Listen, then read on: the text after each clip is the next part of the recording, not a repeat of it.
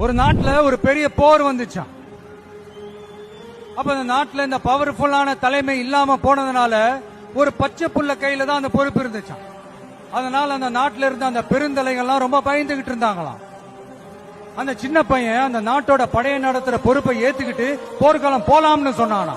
அப்ப அந்த பெருந்தலைகள்லாம், எப்பா நீயே சின்ன பையன், இது பெரிய போர்க்களம்பா, அங்க பவர்ஃபுல்லான நிறைய எதிரிகள்லாம் இருப்பாங்கப்பா, களத்துல அவங்க சந்திக்கிறதெல்லாம் சாதாரணமான விஷயம் இல்லப்பா, சொன்னா கேளுப்பா, இது விளையாட்டு இல்ல, நீ பாட்டுக்கு குடுகுடுன்னு ஓடி விளையாடிட்டு திரும்ப குடுகுடுன்னு வீட்டுக்கு ஓடி வர்றதுக்கு.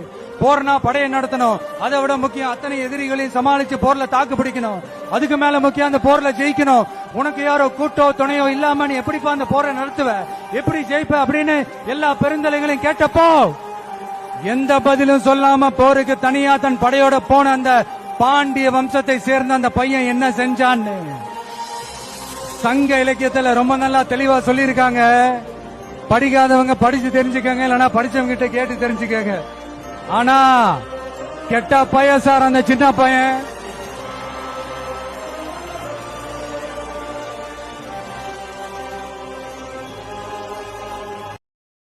Download ShareChat.